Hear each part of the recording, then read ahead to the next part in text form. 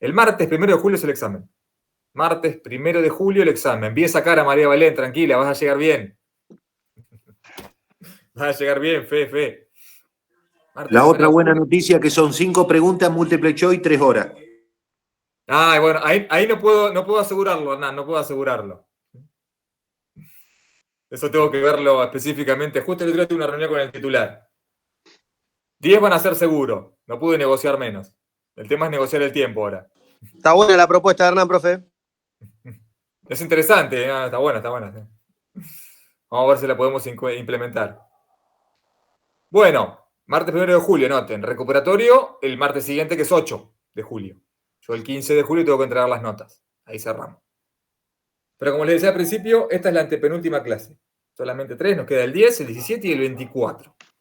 Para ver estas 3 unidades, que es muchísimo caudal y cosas muy recientes, muy contemporáneas, que seguramente van a despertar un montón de interés en alguna pregunta o alguna inquietud o cosas que ustedes ya tienen más presente o han vivido.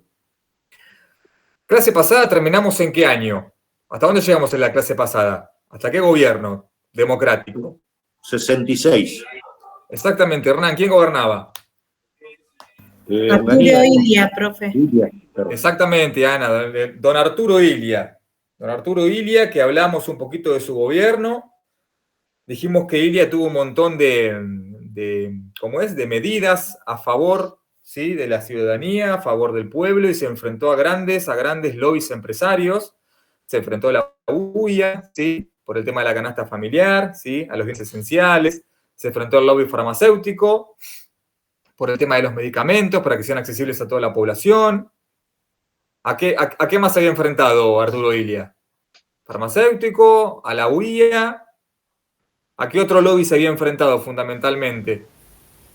Cuando quiso intervenir la CGT. Muy bien, Lucas. También al sindicalismo, muy bien. Quiso cambiar la ley de asociaciones profesionales para descomprimirla del dominio peronista y que sea más democrática, si se quiere. ¿Y qué otro lobby importante? Que eran 4, yo dije. Ahí nombramos 3. Falta uno. ¿El petrolero? Exactamente, Damián, muy bien, el lobby petrolero. Los 4 factores que llevan, ¿sí?, a una convulsión generada.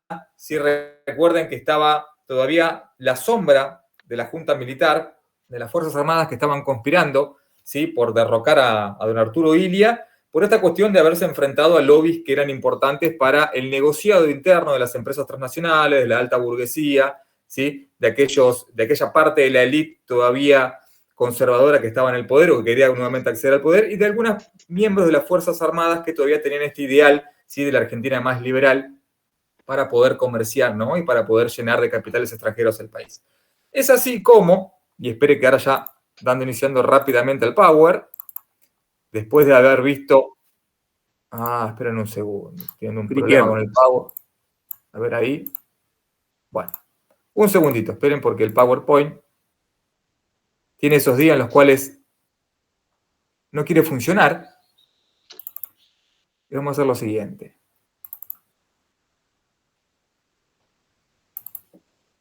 A ver ahí.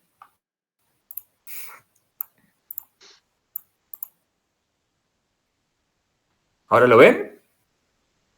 Sí.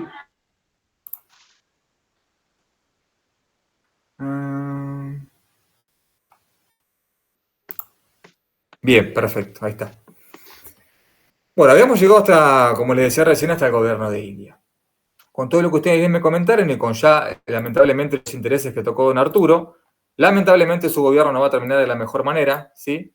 Y por todos los intereses creados hasta ese momento y la conspiración de las Fuerzas Armadas, vamos a llegar lamentablemente a una nueva ruptura del orden constitucional. Sí, Hernán. Mirá, en relación a lo de Arturo Illia con el convenio con Italia y YPF, casualmente esta semana pasó algo también. Volvieron a hacer un convenio. Sí. Como una historia, cómo va y viene. Sí, el convenio de Milei con Giorgia Meloni. Sí, pero también a través de YPF. Porque exactamente. Exactamente, para reactivar YPF con capitales transnacionales nuevamente, ¿no? Sí, es verdad. Viene ahí con la noticia actualizada, Hernán. Como todo, de alguna manera, siempre tiene un vínculo, ¿no?, con la historia. Como todo se repite y hay algunos procesos que son muy cíclicos. Más allá de la diferencia ideológica enorme que hay entre Illia y Milei, ¿no? No es un tema de debate acá porque si no, no podemos terminar más el curso, pero... No discuto la ideología, digo el acuerdo IPF, nada más. Por eso mismo digo, más allá de la cuestión ideológica, es importante marcarlo como en este vaivén, ¿sí?, ideológico-político, puede haber ciertas similitudes con algunas cuestiones de otros partidos políticos, ¿bien? A eso me referí. Pero bien, gracias por traerlo a colación. Ahora bien, todo lo que dijimos recién de Arturo Illia, lamentablemente, ya para 1966, 28 de junio, se va a producir el derrocamiento, ¿sí?, de Arturo Illia. Va a aparecer una nueva junta militar, ¿sí?, imbuida de estos poderes revolucionarios que siempre nombraron las dictaduras militares argentinas, que ya venía desde aquella acordada, como hablamos, de la época de Mitre, ¿no?, de esta cuestión de la doctrina de la revolución triunfante. Se van a arrogar estos poderes en representación de la patria, la soberanía y el pueblo, y van a romper órdenes democráticos y constitucionales. Lamentablemente, Arturo Illia va a ser una víctima más de estos procesos y se va a iniciar una nueva dictadura. Entre el año 66 y el año 83 vamos a vivir uno de los procesos más tenebrosos, uno de los procesos más violentos, más oscuros de la historia argentina, que van a estar, digamos, atravesados por dos dictaduras muy fuertes, la del 66, la dictadura denominada o autodenominada la Revolución Argentina, y la del 76, denominada Proceso de Reorganización Nacional. En el medio vamos a tener un breve interregno de 3 años solamente de un gobierno democrático, que va a ser el tercer gobierno de Perón, o el tercer gobierno peronista, con el breve interregno de Cámpora y Solano Lima, que ahora lo vamos a ver. Pero lamentablemente estos 17 años van a estar imbuidos de, justamente como les decía hoy, 14 años de gobiernos militares y solamente 3 años de un gobierno democrático. La diferencia que van a traer estos dos golpes militares va a ser muy distinta a los golpes militares que vimos anteriormente. Porque si repasamos un poquito, vimos que hubo golpes militares ¿en qué años? ¿Cómo recordamos los 4 anteriores? ¿Cuál fue el primero? El primero del Irigoyen 30. tuvo, el 29, Irigoyen. 1930, bien, el de Uriburu, que derrocó a Irigoyen. ¿Cuál fue el otro que podemos considerar? En el 40 y... Ahí vamos, Hernán, ahí vamos. 43, 44. 1943, muy bien, la revolución de los coroneles que termina con la década infame. 55, la Revolución Libertadora o Fusiladora. Muy bien, Hernán, que derroca a Perón, falta uno. Y esta, la de Onganía. No, falta uno. Guarda, se le escapó la tortuga ahí, diría Dios. 1962. 1962. 1962, el derrocamiento de Frondizi. Recuerden eso. Recuerden que por eso a la isla Martín García le dicen IPF, Irigoyen, Perón, Frondizi, los 3 que fueron encarcelados allá. Con la ley de acefalía y todo eso, ¿no? Claro, Damián, muy bien, que lo ponen a José María Guido, ¿recuerdan? A gobernar un año bajo enmienda militar.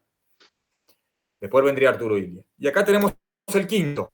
Tanto el del 66 como el del 76 van a ser golpes militares muy distintos. Porque los otros golpes militares tenían la orientación de poder establecer un orden de la cosa pública. Venían a, si se quiere, como se dice vulgarmente, a poner orden. Hola, Horacio, buenas tardes.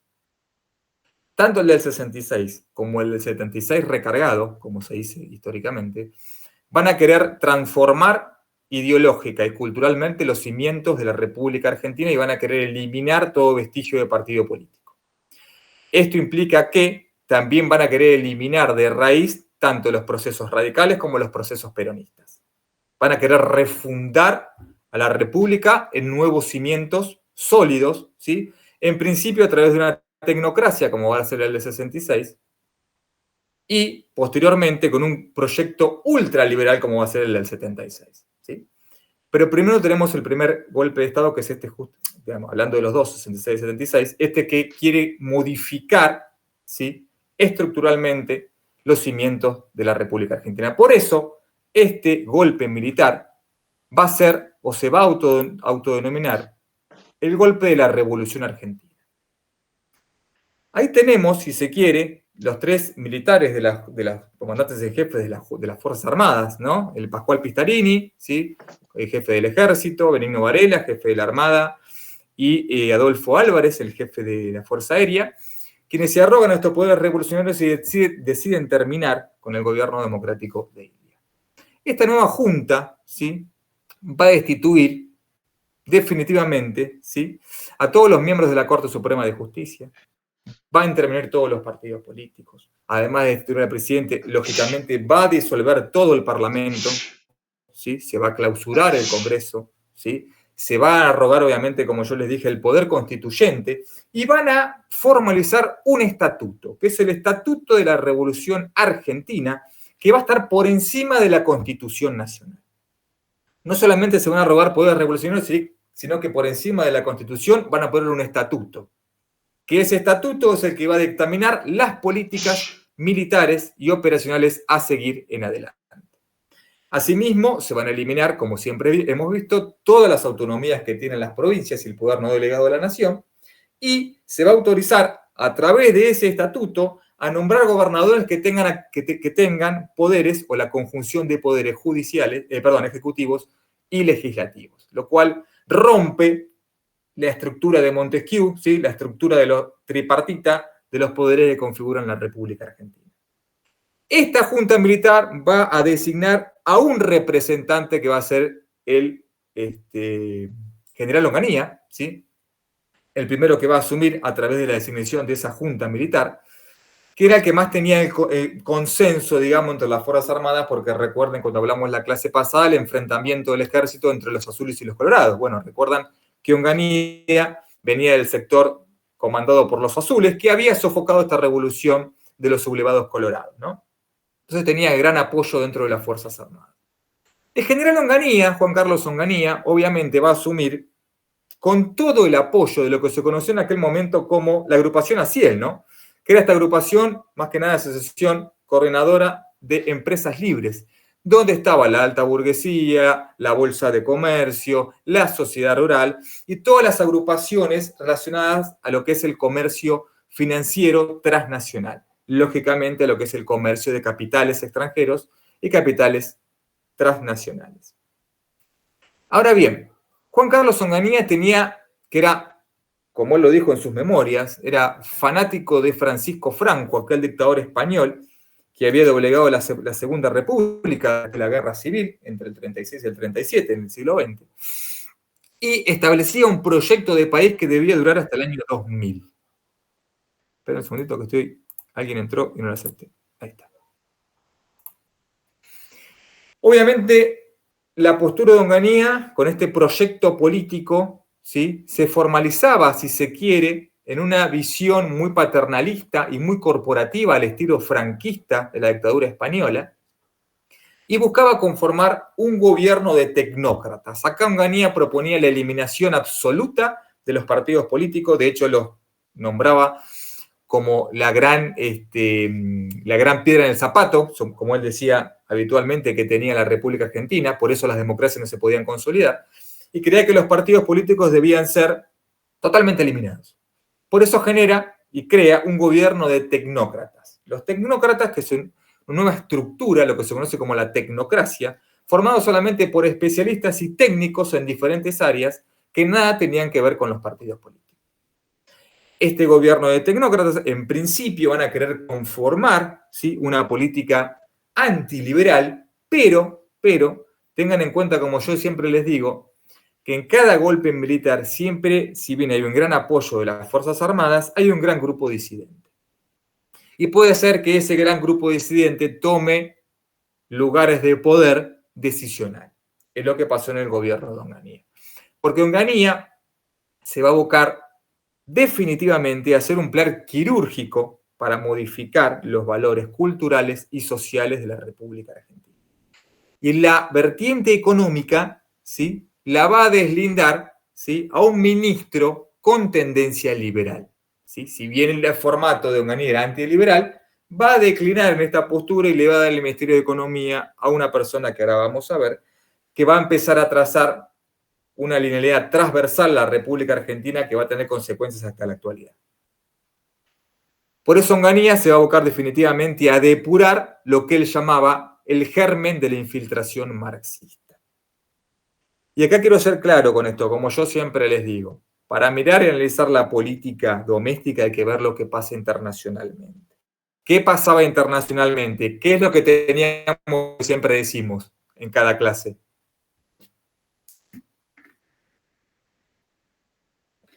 ¿Cuál era la guerra antagónica que se visualizaba afuera, de manera macro, que siempre la hemos nombrado? ¿Cuáles eran los dos polos? Oriente y Occidente. Claro. ¿Y cómo lo podemos traducir, Hernán? ¿En qué? Más precisamente. En el comunismo y Estados Unidos. Muy bien, en el capitalismo exactamente individualista y el comunismo colectivista. Bueno, ya para la década del 60 la presión de Estados Unidos sobre el continente es cada vez más fuerte. Y Estados Unidos va a empezar a generar lo que se conoce como la doctrina de la seguridad nacional. Esto implicaba que, como ellos siempre nos nombraron despectivamente su patio trasero, ¿sí?, de Latinoamérica para abajo, desde México a Tierra del Fuego, incluyendo todos los países de Latinoamérica y los países del Caribe, obviamente, tenían que seguir la égida occidental y cristiana. Por eso Onganía en cada discurso hablaba de respetar los valores occidentales y cristianos. Esto implicaba perseguir a lo que ellos llamaban el germen marxista subversivo, ¿sí?, y eliminar cualquier atisbo de distorsión o anarquía que pueda llevar a la república. Es así como se empiezan a configurar de a poquito algunas dictaduras en el continente y en el cono sur, fundamentalmente. No es casual que 2 años antes, ¿sí?, Castelo Branco, gobierno militar, derroca en el año 64 el gobierno democrático de João Goulart en Brasil. Comienza la dictadura de Brasil. 2 años después, en el 66, comienza la dictadura de Onganía. Esto no es casualidad. Y 7 años antes había comenzado la dictadura de Stroessner en Paraguay. Hay que tener en cuenta estos cambios, porque esto se va a producir de manera cada vez más continua a medida que pasa el tiempo y quiero que lo empiecen a poder relacionar cada vez mejor. Con esta cuestión de los valores cristianos occidentales y la depuración ideológica que quería hacer Onganía, claramente interviene y clausura a todos los partidos políticos, le saca la personalidad a todos los sindicatos, ¿sí? Solamente va a dejar como interlocutor válido a Augusto Bandor, como hemos visto en la clase pasada, el Lobo Bandor, que recuerdan que el Lobo Bandor era un aliado peronista que había querido traer a Perón de vuelta, pero Ilian no lo permitió. Pero lamentablemente Bandor va a tener una revancha de movimientos peronistas y va a ser posteriormente asesinado porque lo van a considerar un traidor. Recuerden que había sido secretario general de la CGT, ni más ni menos el Lobo Bandor. Esto va también a poner en disputa el poder de los sindicatos y van a aparecer hombres muy fuertes en el sindicalismo argentino. Va a aparecer la figura de Raimundo Óngaro, ¿sí?, aquel gran sindicalista de los medios gráficos y gran sindicalista también. Esperen que estoy aceptando. Ahí estamos. Ahí volvemos. Va a aparecer la figura, como le decía recién, de Raimundo Óngaro, que va a ser muy fuerte en esta constitución, si se quiere, de un sindicalismo que empieza a enfrentar a la dictadura de Onganía, ya dejando de lado la presencia de Bandor, que había sido asesinado por un movimiento peronista. Raimundo Óngaro va a formar la CGT de los argentinos, que va a ser una de las más combativas durante el gobierno de facto de Onganía. Pero como yo les decía recién, además de querer modificar esta cuestión cultural, social y educativa, uno de los primeros actos aberrantes que sufre toda la comunidad educativa universitaria fue la famosa Noche de los Bastones Largos, como se conoce con ese nombre, por las tonfas policiales, ¿sí? Este episodio oscuro de la historia argentina en cuanto a las universidades tenía que ver con eliminar, como decía Onganía, ese germen marxista que existía, supuestamente él, en todas las universidades del país.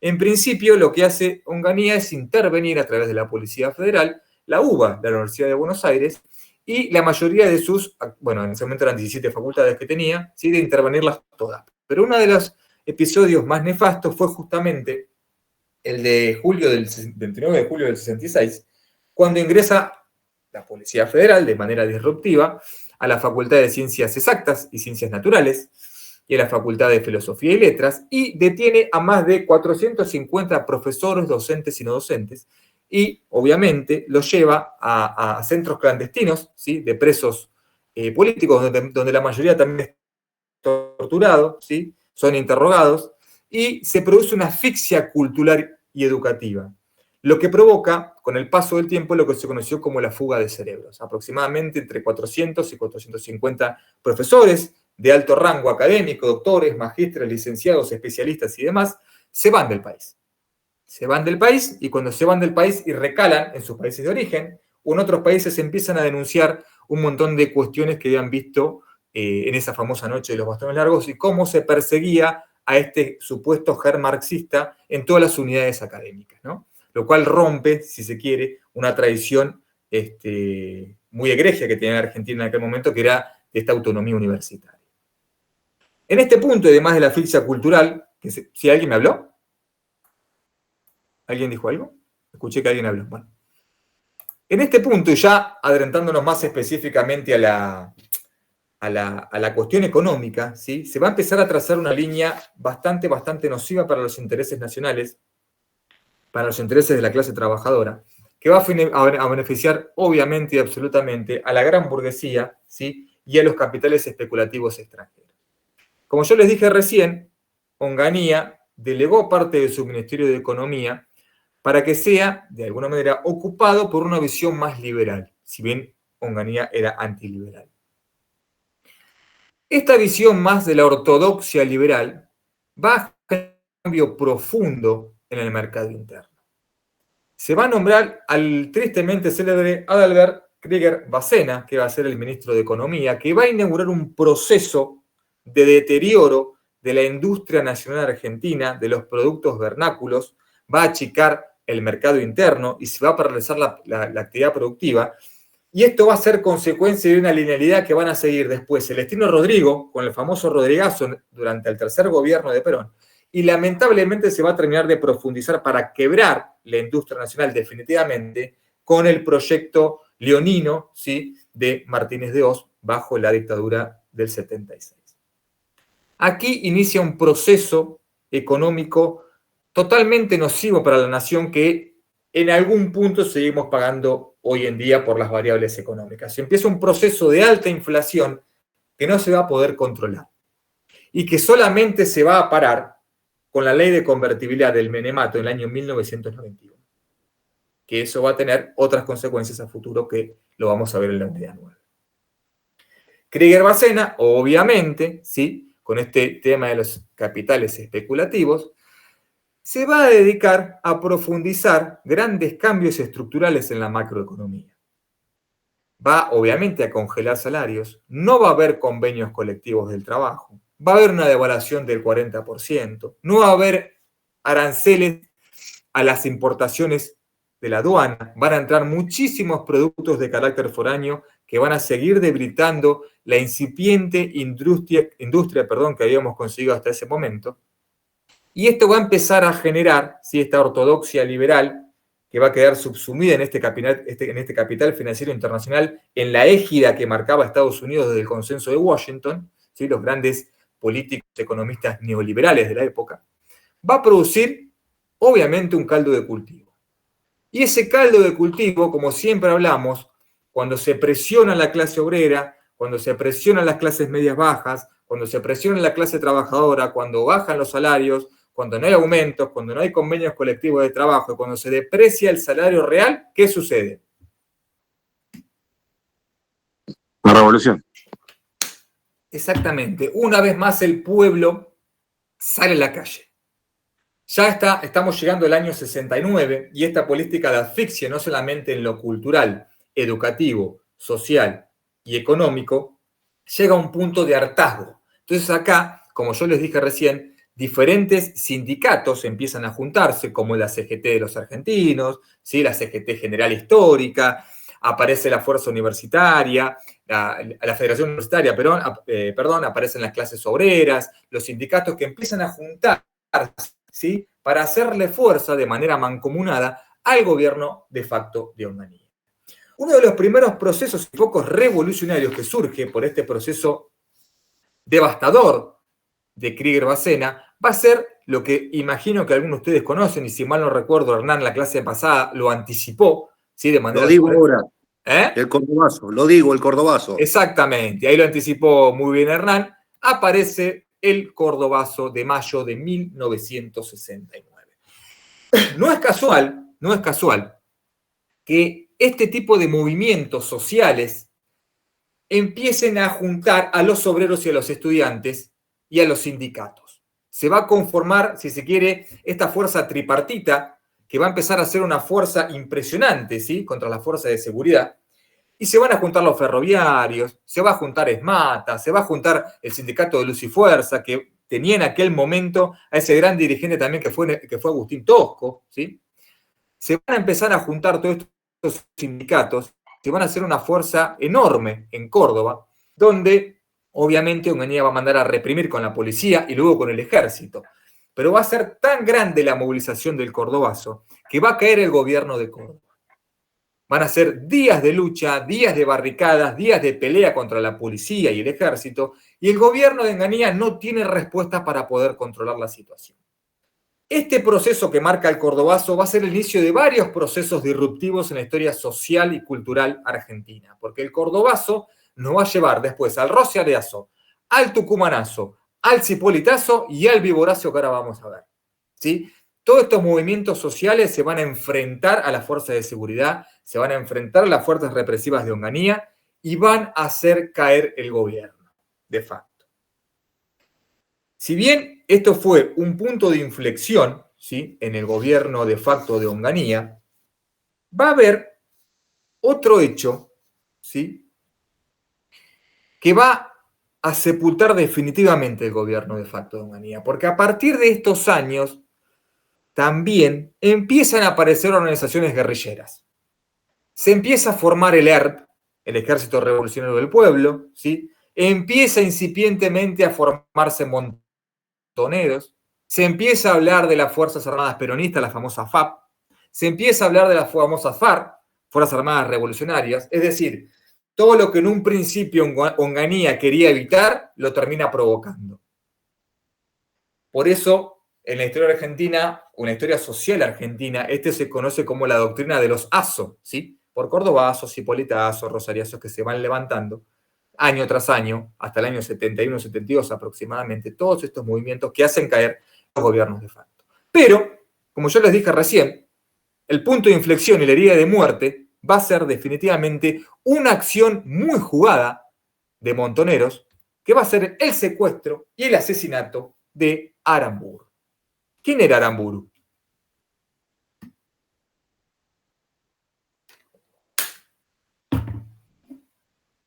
¿Quién era Aramburu? No fue una pregunta retórica, era que se me olvidaban que fue Aramburu. Ah, lo dice ahí la Filmina, expresidente era. Claro, pero ¿quién fue Aramburu? ¿Lo recordamos? Ahora lo último encabezaba la Unión del Pueblo. Udelpa, muy bien Lucas, pero muy bien lo que dijiste. Fue el tercer partido que apareció en aquel momento. Bien. Pero ¿quién fue Aramburu?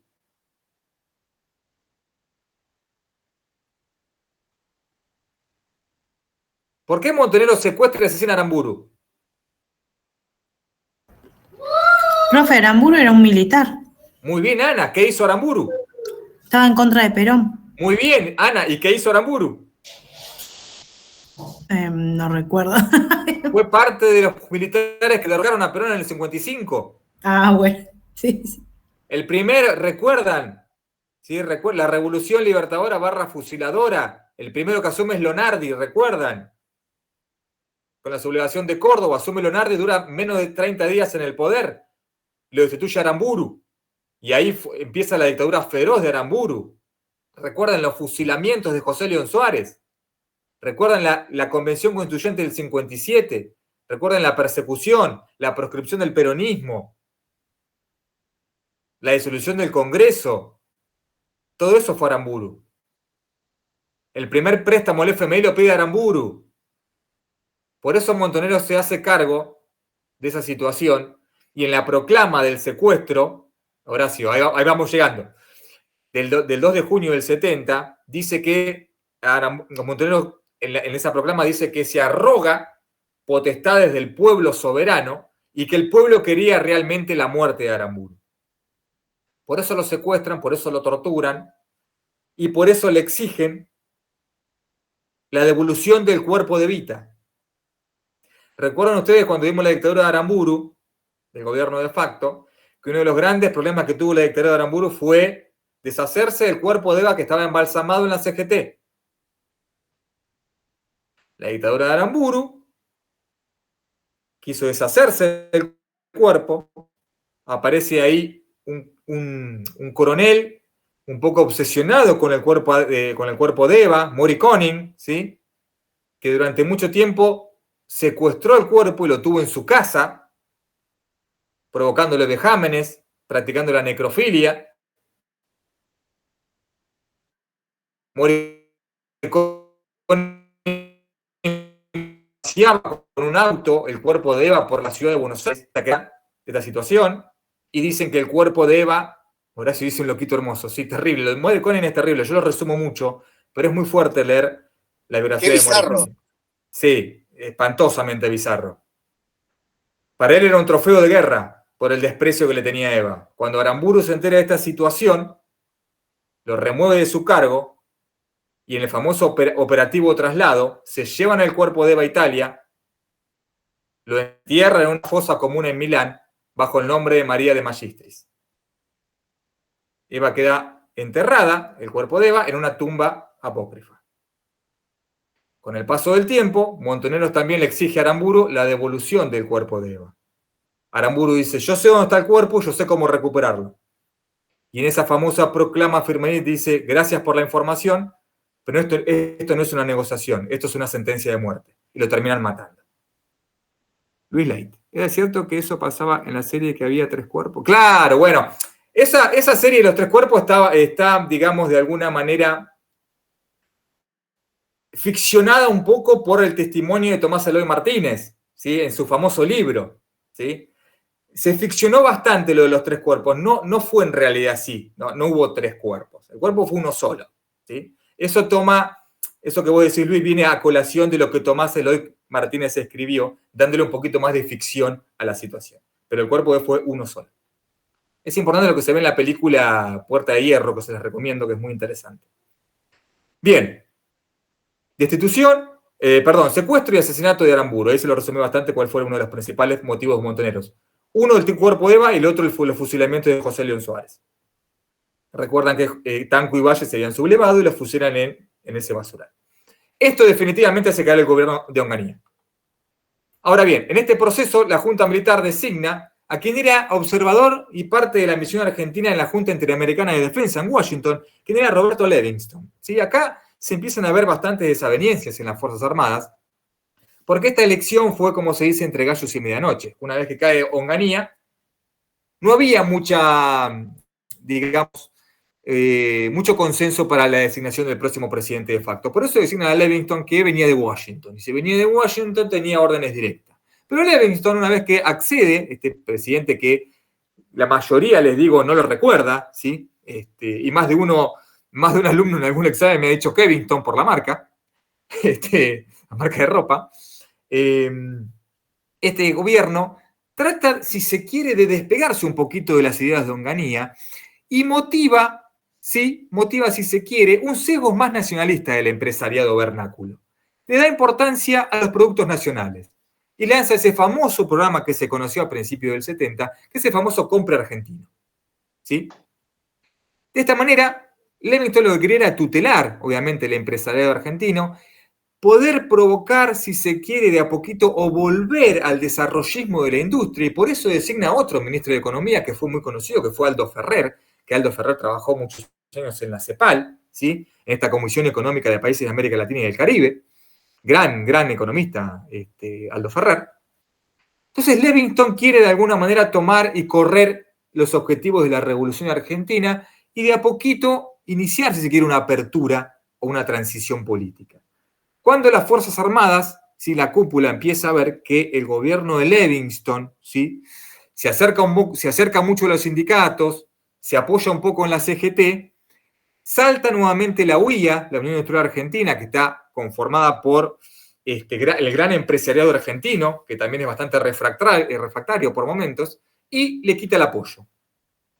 Es así como en aquel momento Livingston, en base a esta apertura o esta promoción de la industria, muy tibia, pero un intento al fin, se empieza a generar lo que se conoce como la hora del pueblo. ¿Qué es la hora del pueblo? Esperen que alguien entre y no acepte. La hora del pueblo es un frente que van a conformar, ¿sí? los partidos políticos para oponerse más duramente a esta dictadura. Por un lado va a estar Perón y por otro lado va a estar Balbín.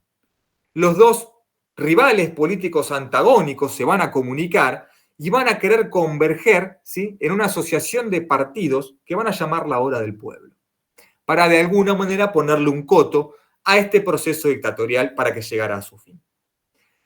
Ya estamos en la década del 70 y es importante que les diga esto. A partir de esta década empieza de manera más consolidada lo que se conoció como el Plan Cóndor, instigado por los Estados Unidos. Hoy les hablé de la doctrina de la seguridad nacional. Bueno, ahora comienza el Plan Cóndor. ¿Y cuál era esa idea del Plan Cóndor de los Estados Unidos? Era formalizar en todo el continente americano y precisamente en el Cono Sur, formalizar, sostener y financiar dictaduras militares que combatan cualquier atisbo de germen marxista, leninista, subversivo o comunista. ¿Me van siguiendo? Vamos a ver, ¿sí?, las diferentes dictaduras, ¿sí?, que se van a ir generando este año. Una de las más feroces va a ser la del 73, la dictadura de Pinochet en Chile, que va a derrocar al gobierno democrático de Allende, gobierno de tendencia marxista-leninista. Ahora vamos a llegar a eso. Pero en este contexto se forma la Hora del Pueblo. Ahora bien, ya para empezar en el año 71, Livingston le presenta a las juntas militares sus bases políticas para el reordenamiento de la junta militar. Las bases políticas no son aprobadas por la junta militar. Entonces, Livingston, en un manotazo de ahogado, intenta reprimir movimientos, ¿sí?, sociales, intenta reprimir huelgas e intenta copar nuevamente la provincia de Córdoba. ¿Por qué? Porque una vez más en la provincia de Córdoba se va a producir otro levantamiento muy similar al cordobazo, pero que se va a llamar el Viborazo. ¿Y por qué Viborazo? Porque en ese momento el gobernador de Córdoba era Uriburu, que ya tenía, ¿sí?, relación, ¿sí?, directa, porque era sobrino nieto del Uriburu de la década del 30. Este José Uriburu, gobernador de Córdoba, identificaba a los marxistas con una serpiente. Entonces, en base a eso, los movimientos sociales se bautizaron a sí mismos como víboras y por eso, a la postre, se conoció esta insurrección como el Viborazo, que hace caer, lógicamente, al gobierno de facto de Uriburu en la provincia de Córdoba, y es el otro golpe de efecto que tiene la dictadura de Livingston. En base a esto, la junta militar decide sacar a Livingston del medio y se designa un nuevo reemplazante. Ya para el siguiente año va a asumir Alejandro Agustín Lanusse. Este presidente de facto, ¿sí?, va a ser el último de esta dictadura, la de la Revolución Argentina, y va a ser el presidente de facto que va a querer negociar directamente con los partidos políticos y va a provocar un acercamiento entre las Fuerzas Armadas, ¿sí?, y los diferentes sectores políticos y sociales. Lanusse, ferviente antiperonista, más que nada ferviente antiperonista, pero de la figura del general Perón, va a proponer lo que a la historia, a la postre, se conoció como el GAN, que es el Gran Acuerdo Nacional. ¿Qué significaba el GAN? Este Gran Acuerdo Nacional. Sí, Hernán. Te quiero hacer una consulta en relación a ese, porque todos los gobiernos de facto, sí, post-Perón, eran enfrentados a él. Eran enfrentados o lo repudiaban por su cuestión de que eran bandos opuestos en el ejército o por las políticas que él armó en sus gobiernos. Claro, buena pregunta, Hernán. ¿Recordás cuando vimos el peronismo? Que yo en un momento Sí. les conté que la ortodoxia, si se quiere, de la doctrina justicialista, se empezó a enseñar en los colegios militares. A partir de ahí, Perón empieza a generar muchos enemigos dentro de los militares, porque los militares empiezan a entender que Perón desvirtuaba la formación militar para generar lealtad solamente a su persona. Los militares empiezan a entender que Perón personaliza la cuestión y deja de lado, si se quiere, la insignia de las Fuerzas Armadas. ¿Me seguís? Sí, sí. A partir de ahí, y más allá de las políticas sociales que la mayoría de los militares que eran antiliberales y anticlericales no seguían, empieza a formarse un odio a la persona de Perón. Está. Por eso con Lanusse el antagonismo era durísimo. Lanusse fue uno de los principales que se rebelan en el segundo peronismo y que instiga, siendo más joven, la dictadura de Lonardi y posteriormente de Aramburu. Por eso también Perón lo odiaba fervientemente. Ahora bien, ¿qué dice Lanusse? Lanusse dice, bueno, yo estoy acá para, si se quiere, llevar adelante este famoso GAN, que es este famoso Gran Acuerdo Nacional. El primer punto, ¿sí?, que quería converger a través del GAN Lanusse con los partidos políticos radicales y peronistas, porque si bien Lanusse, como yo les decía, tenía un encono personal con Perón por el culto del personalismo, él entendía que los sindicatos eran válidos interlocutores con la masa obrera y con la clase trabajadora, y entendía que no los podía dejar afuera. Entonces, él quería, si se quiere, converger con esas situaciones, acercarse al radicalismo y acercarse al sindicalismo. La primera, si se quiere, o sea, el GAN va a tener 3 puntos troncales, ¿sí? Primero es legitimar la doctrina de seguridad nacional que yo les hablé hoy, que es este Plan Cóndor, y de entender que lo que se estaba viviendo era una guerra. Tengan en cuenta este punto porque va a volver años después. Entender que había infiltración marxista y que ellos la querían combatir, por ser miembros de las Fuerzas Armadas, para siempre restablecer el orden. El otro punto que establecía el GAN, ¿sí?, era que los comandantes en jefe que quedaran, ¿sí?, adentro de este proceso nuevo que ya ellos empezaban a distanciarse de lo que era la Revolución Argentina de Ocampo, tenían que formar parte del futuro gabinete democrático. Por eso Lanusse habla de futuras elecciones, pero con, digamos, con miembros en el gabinete de las Fuerzas Armadas. Y lo que pedía Lanusse a través del GAN es que no haya ninguna candidatura del general Perón. Que podía el peronismo volver, que podía el sindicalismo volver, pero que Perón no podía volver.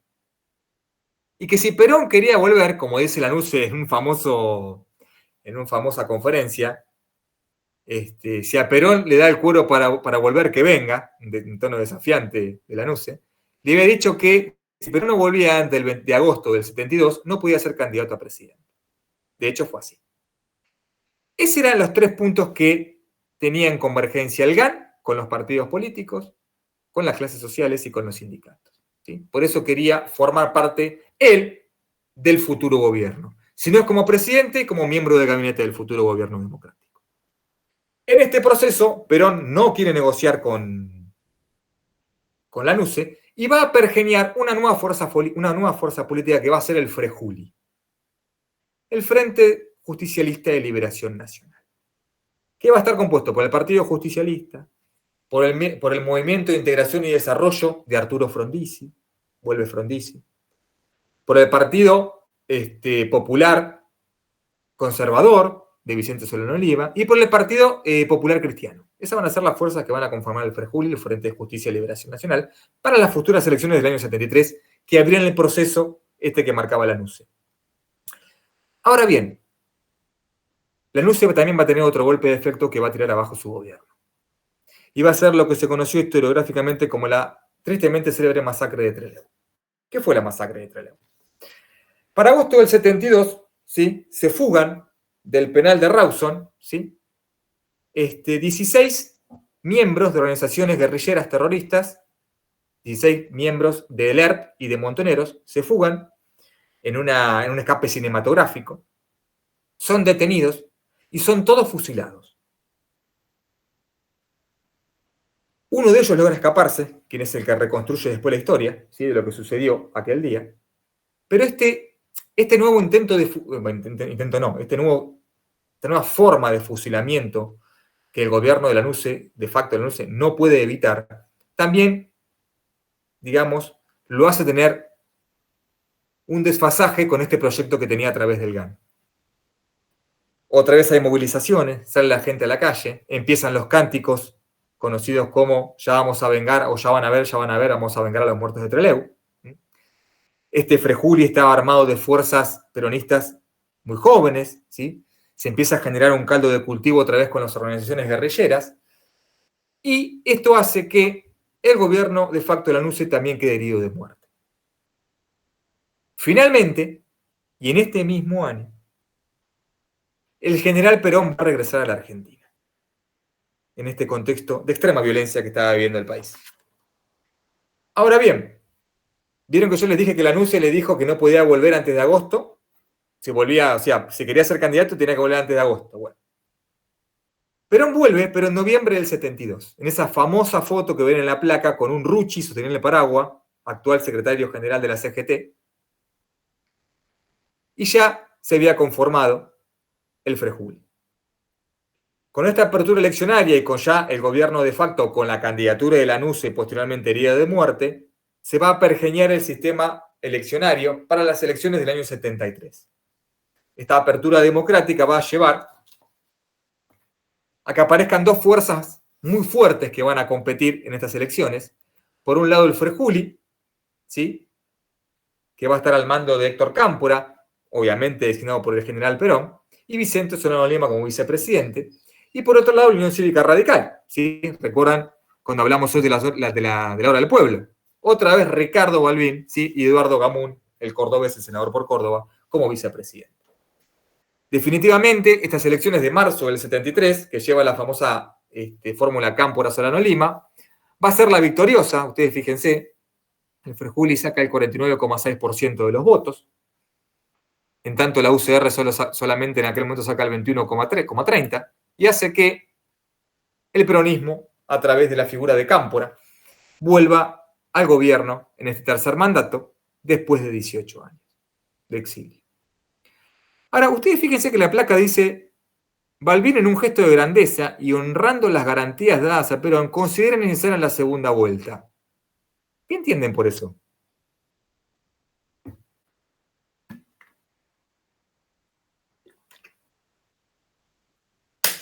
¿Qué se imaginan? ¿Un acuerdo? No precisamente, Luis. ¿Cuáles eran las mayorías para ser presidente? Que no ganó por más del 50%. Muy bien, Héctor. No llegó al 50%, pero en un gesto de grandeza, Balbín dice: es innecesaria la segunda vuelta. Porque si ese es el piso, no tiene ningún sentido hacer una segunda vuelta, y más en el proceso violento que se estaba viviendo. ¿Me siguen? Ahora, hoy, ¿cuánto es el piso para ser presidente?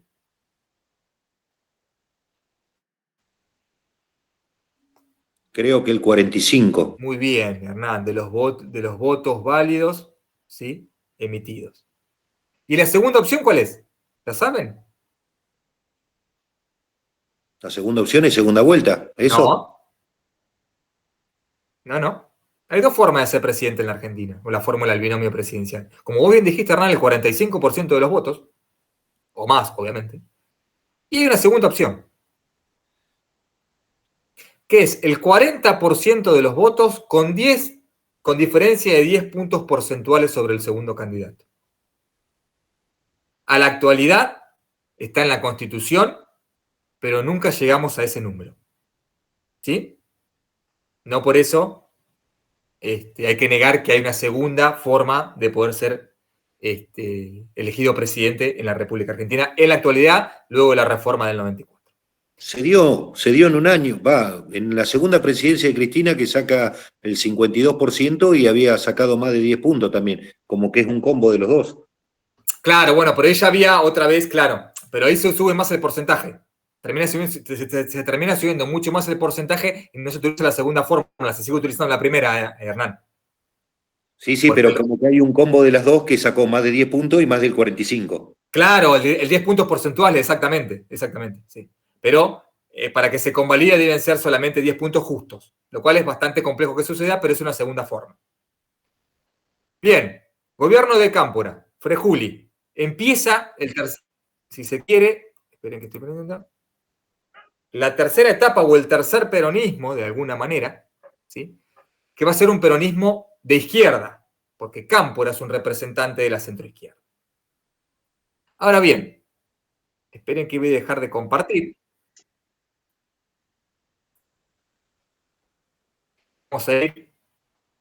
Este es el power que les voy a mandar en la semana. Y vamos a ir a la unidad 7. ¿Se ve bien ahí? Sí, ¿verdad? Sí, se ve bien. Bien, unidad 7. Como yo les dije, acá empieza, ¿sí?, termina la dictadura de Onganía, de esta junta militar que tuvo Onganía, Livingston y Lanusse, y comienza, ¿sí?, este atisbo de tercer gobierno peronista que no va a llegar a consolidarse como tal, y luego va a venir una nueva y feroz dictadura. Como veníamos hablando recién, asume la fórmula Cámpora Solerón Lima. Cámpora, representante del peronismo de izquierda, ¿sí?, va a llevar a cabo lo que se conoce como el pacto social.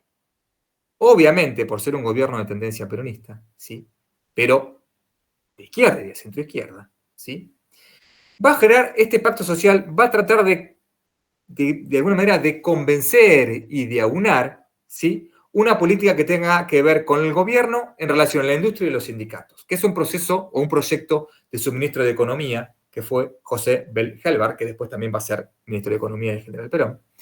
Lo importante de Bell Helvar es que era miembro del Partido Comunista, lo cual se entiende en un principio por qué formaba parte del gobierno de Cámpora. José Bell Helvar fue el creador de la CGE, la Confederación General Económica, en la cual convergen, ¿sí?, empresarios, medianos y pequeños empresarios representantes de las pymes que van a defender ese sector, quienes van a establecer este pacto social con la CGT, ¿sí?, con la Confederación General de los Trabajadores, donde ya había un combativo y negociador, ¿sí?, José Rucci, que me imagino que más de alguno de ustedes ha sentido nombrar, ¿no? Obviamente el gobierno de Cámpora empieza y está imbuido, ¿sí?, en un año muy complejo, que es el año 73, que es el famoso año de la crisis del petróleo. Para que ustedes tengan una idea macro, la famosa OPEP, ¿sí?, la Organización de Países Exportadores de Petróleo, entra en crisis porque baja el precio del petróleo. Argentina era un gran importador de petróleo, el petróleo se encarece y Argentina no puede comprar un insumo básico para su industria nacional, que era el petróleo. Obviamente, en este proceso inflacionario que también tiene a través de la OPEP, muchos mercados, por la caída del precio del petróleo, se vuelven proteccionistas. Y nuevamente Argentina tiene problema con la exportación de carne, con la exportación de granos y con la exportación de materias primas. Sin ir más lejos, el gobierno de Cámpora, esperen que alguien entró, trata de trazar una política tercermundista, ¿sí?, como siempre hablamos, y si se quiere parecido a lo que era la tercera posición peronista, ¿acuerdan? Ni yanquis ni marxistas peronistas. En este caso, Cámpora queda alineado al movimiento de países no alineados, justamente. Ni yanquis ni marxistas, ni capitalismo ni colectivismo, ni Estados Unidos ni la Unión Soviética. Un movimiento de países no alineados representados por aproximadamente en aquel momento el grupo de los 77, que eran países que no estaban ni de un lado ni del otro, sino que buscaban, si se quiere, una política económica distinta, ¿sí?, inclusiva, y con otros matices industrialistas. Obviamente que hay un cambio en la política ideológica, cultural, se vuelve al auge de las universidades públicas, se busca también el tema de seguir gestionando el gobierno tripartito de las universidades, ¿sí? Se trata de establecer un diálogo incipiente entre las organizaciones guerrilleras y las Fuerzas Armadas que no va a dar ningún resultado beneficioso. Y ya en este año se vuelve a hablar de la vuelta del general Perón al país. La famosa consigna, ustedes seguro que la recordarán, ¿no? Cámpora al gobierno, Perón al poder. Parte de la CGT empieza a gestionar la vuelta de Perón, que definitivamente se va a producir. Y acá también se va a producir una ruptura insalvable dentro del peronismo. La vuelta del general Perón estuvo planificada para el 20 de junio de 1973. Pero ese año y ese día se va a provocar uno de los hechos más violentos dentro del movimiento peronista.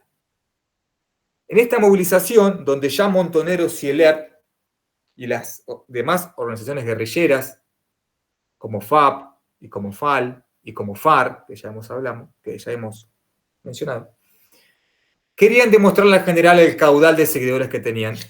La verdad que la movilización de Seiza, se habló aproximadamente de casi 1,5 millones de personas o 2 millones de personas, lo cual es impresionante. Ustedes imagínense los playones de Seiza entre la ruta 205 y la autopista Richieri, llenas de gente.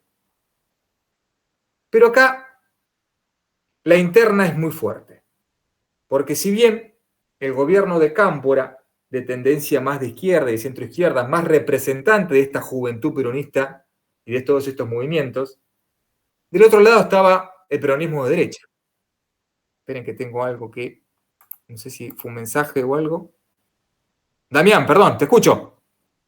Cristian, disculpa, me tengo que retirar, tengo un problemita y después le pido a mis compañeros los apuntes. Ningún problema, Damián, ningún problema. Queda tranquilo que después te paso presente. Muchísimas gracias. Chao, Hasta chao. luego. Hay una diferencia insalvable, ¿no? Se enfrenta obviamente la izquierda peronista y la derecha peronista. La derecha peronista, obviamente, obviamente estaba en aquel momento el general Osinde, ¿sí? Que venía también de las Fuerzas Armadas, y un gran grupo, ¿sí? Miembros de las Fuerzas Armadas que eran leales al general Perón. Muchos miembros de la CGT se vuelcan un poco más a la derecha peronista. Y acá hay un protagonismo muy importante de Rucci. Muchos historiadores coinciden o sostienen que Rucci, en este día, en esta movilización, termina inclinándose por el peronismo de derecha, lo cual es un debate histórico de los intelectuales y los analistas que tiene ríos de tinta, ¿sí? De esta decisión de Rucci de apoyar más al sector sindicalista de derecha y no juntarse, si se quiere, con estas juventudes marxistas-leninistas. De hecho, hay una famosa frase de Rucci que dice que él detestaba los imperialismos de izquierda. Entonces, eso haría entender que Rucci termina tomando una posición más hacia la derecha en este momento, lo cual, lamentablemente, lo va a llevar a lo que vamos a ver después.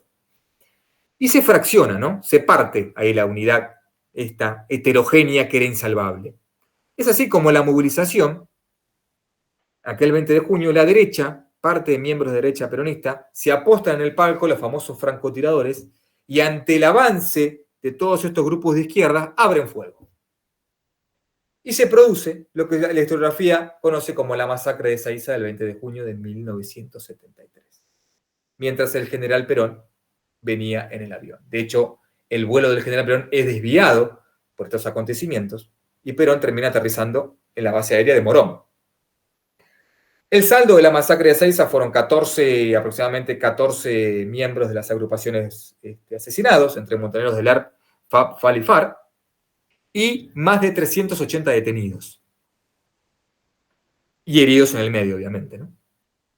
Esto hace que el incipiente gobierno que llevaba 2 meses de Cámpora, Solano, Lima, quede herido de muerte. Ante la situación, Cámpora renuncia y por consiguiente su vicepresidente, Vicente Solano Lima, renuncia. Si no tenemos presidente y no tenemos vice, ¿qué pasaba? La ley de cefalía.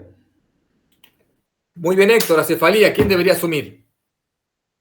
El presidente de la Cámara de Senadores. Muy bien, Alejandro Díaz Vialet, presidente de la Cámara de Senadores, debería asumir, pero causalmente Alejandro Díaz Vialet lo mandan a una misión de conferencia de los países no alineados. No tenemos presidente provisional del Senado. ¿Quién debería asumir? El presidente de la Cámara de Diputados. Muy bien, Héctor. Asume el presidente de la Cámara de Diputados, un breve interinato, el famoso Raúl Alberto Lastiri. Acá se mete de lleno el grueso de la derecha peronista. Y uno de los ministros que empieza a tener fuerza en el Ministerio de Bienestar Social, un tal José López Rega, alias el Brujo, que alguno lo habrá escuchado nombrar, empieza a tener mucha incidencia en este gobierno de tendencia de derecha. Lastiri, que iba a durar muy poco en su mandato, porque ustedes recuerden, perdón, que ¿qué decía la ley de acefalía? Que si bien asumía en esa línea sucesoria un mandatario, ¿qué debía hacer ese mandatario? Deben llamar a elecciones nuevamente. Llamar a elecciones. Muy bien, en un periodo de 30 días, como decía la ley 252 del mitrismo, debía convocar a elecciones. Y es lo que hace Lastiri. Pero Lastiri, en este breve mandato, va a marcar la tendencia de la derecha peronista, ¿sí? Obviamente se va a declarar ilegal el ERP, no va a reconocer a determinadas facciones de montoneros, va a tener enfrentamientos con la FARC, las Fuerzas Armadas Revolucionarias, ¿sí? Y se van a empezar a gestar movimientos de la derecha, se va a empezar a fogonear la creación de la AAA, que alguno lo habrá escuchado nombrar, Alianza Anticomunista Argentina, ¿sí? Digamos, un frente paramilitar, mandado y denominado por José López Rega, que va a empezar a establecer una política de persecución, ¿sí? Hostigamiento contra los movimientos subversivos, contra los movimientos de izquierda, y se va generando un descalabro institucional y social muy grande. Fuera de eso, Lastiri, el hombre de las corbatas, como se lo conoció históricamente, a Lastiri se le ocurrió en el año 76, en pleno golpe de Estado militar, demostrar que tenía uno de los placares más lujosos de Latinoamérica, que tenía oro en un baño, y que tenía 302 corbatas, más de 50 trajes, por eso lo conoció como el hombre de las corbatas, donde en un momento en el cual la sociedad estaba terriblemente empobrecida, a él en una entrevista a la revista Gente se le dio por mostrar esto, al poquito tiempo la dictadura lo detiene, y es un preso político más. Con Lastiri, y con este llamado, ¿sí?, eleccionario, se van a gestar obviamente dos fórmulas nuevas, ¿no? Por un lado, va a aparecer nuevamente, ¿sí?, el Frejuli, ya con la candidatura Perón-Perón, ¿sí? Juan Domingo Perón, María Estela Martínez de Perón, alias Isabelita. Y por el otro lado, la Unión Cívica Radical. Pero fíjense quién aparece en la Unión Cívica Radical. ¿Alguien lo conoce? El muchachito que está al lado de Ricardo Balbín. De la Rúa. Un tal joven de la Rúa, con unos poquitos 32, 33 años, muy joven él. Ya aparecía en la política argentina y acompaña a Ricardo Balbín. El eterno perdedor, como le dicen a Balbín, porque Balbín a todo lo que se postuló perdió. El aburrido de Solís. Bueno, espero llegar a De la Rúa. Tenemos poco tiempo y pocas clases, pero la idea es ver algo de la Rúa para ver algo de eso. Fórmulas presidenciales, los dos binomios, obviamente. La fórmula Perón-Perón va a arrasar en las elecciones. Arriba del 61% de votos, aproximadamente 7,5 millones de votos tiene esta fórmula Perón-Perón. Y la fórmula de Ricardo Balbín, Fernando de la Rúa, va a llegar a tener aproximadamente el 29%, 2,5 millones de votos. Y es así como, para el año 73, se va a gestar el tercer gobierno peronista.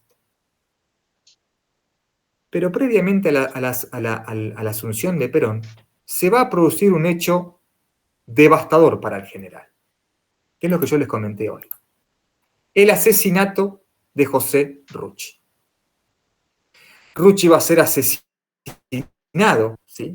Para Perón, Rucci era como un hijo que no tuvo, siempre lo dijo, porque Montoneros, ¿sí?, que posteriormente se va a adjudicar el asesinato de Rucci, va a decir que lo hizo para demostrarle al general que Montoneros todavía tenía poder y que Rucci había traicionado a la esencia del movimiento peronista desde la masacre de Seiza. Lamentablemente, el asesinato de Rucci se conoce como la Operación Traviata, ¿sí?, por los 23 agujeros de disparos de ametralladora que tiene en el cuerpo, en comparación a los 23 agujeros que tiene la galletita, ¿sí? Por eso le pusieron la Operación Traviata. Y esto va a ser terrible para el general Perón. A partir de acá, Perón va a mostrar un distanciamiento muy grande con las juventudes peronistas, con las juventudes marxistas, con Montoneros, ¿sí?, y con las demás organizaciones, y se va a tirar, ¿sí?, un poco más hacia la derecha del movimiento, si se quiere. Lamentablemente para la época Perón estaba muy grande, ¿sí? Perón asume casi con 77 años y con muchos problemas del corazón. Así empieza este tercer mandato de Juan Domingo Perón junto con Isabelita.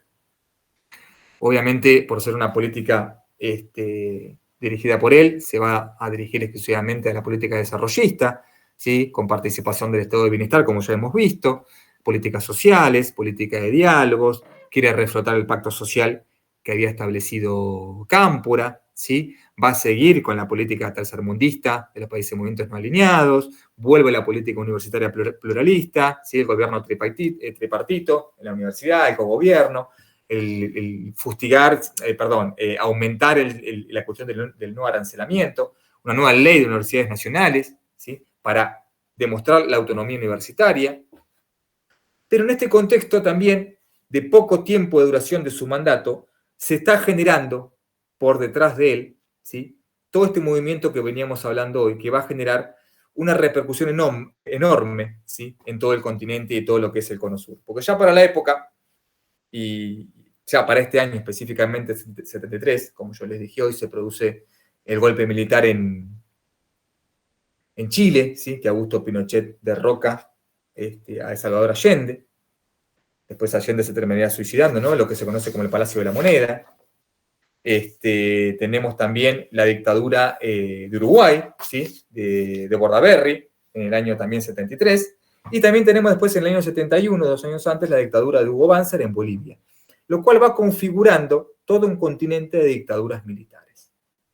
Y todavía no había llegado la nuestra del 76.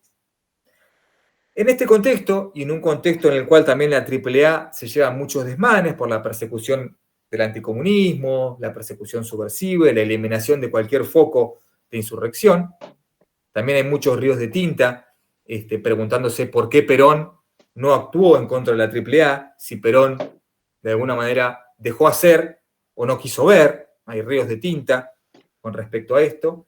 Lo cierto es que Perón estaba muy viejo y ya estaba perdiendo mucho margen de maniobra. Es así como gran parte de sus políticas no pueden llegar a ser consolidadas por la omnipresencia de estos personajes que yo recién les he nombrado. Y definitivamente el 1 de julio, ¿sí?, se produce su fallecimiento. La muerte de Perón, claramente y lógicamente, produce un hueco enorme en la Argentina, ¿sí?, un hueco enorme en esta cuestión política, en esta cuestión social, en esta cuestión de convergencia de sindicatos y de sectores más vulnerables. Y se lleva a cabo, bueno, uno, como yo les dije la otra vez, el de Perón es uno de los terceros funerales más largos y con gran cantidad de número de personas, ¿no? Después el de Evita y el de Hipólito Yrigoyen.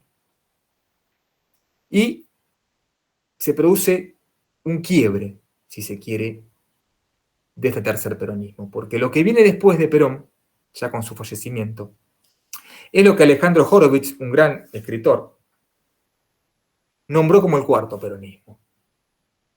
Ya este cuarto peronismo sin Perón va a tener otras características.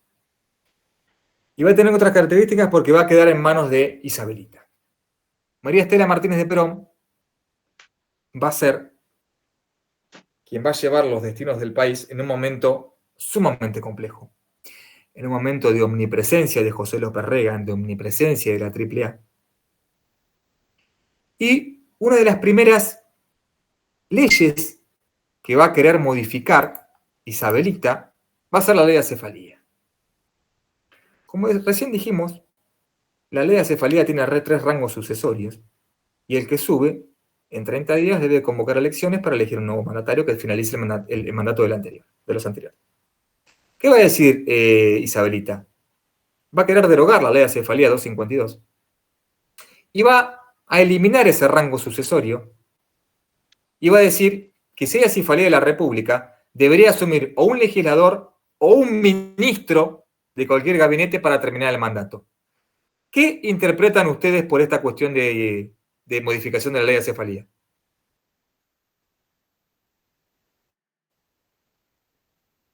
¿Qué tiene de distinta a la otra? ¿Y por qué?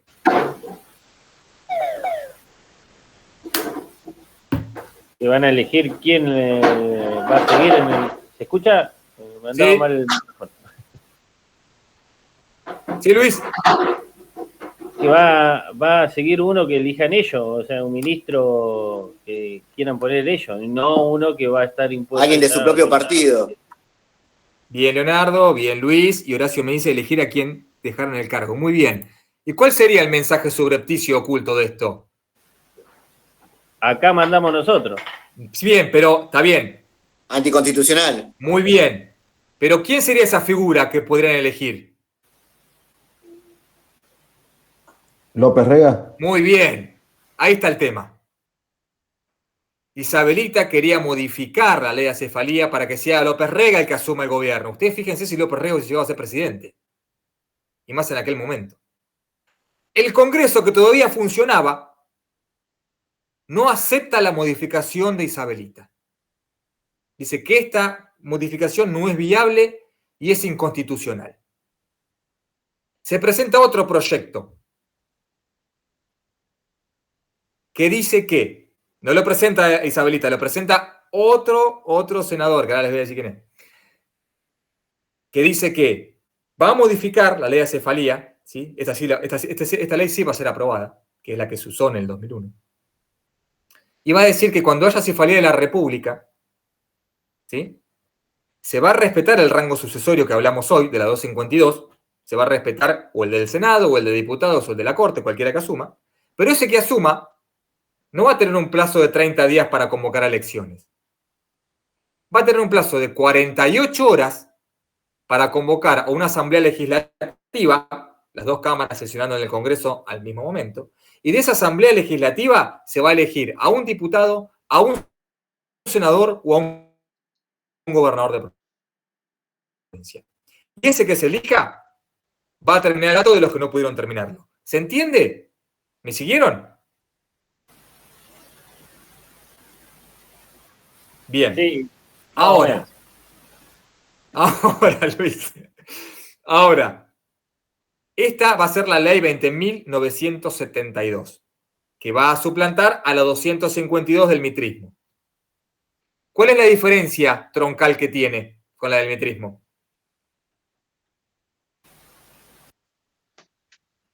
A ver si alguno entendió o pudo captarlo.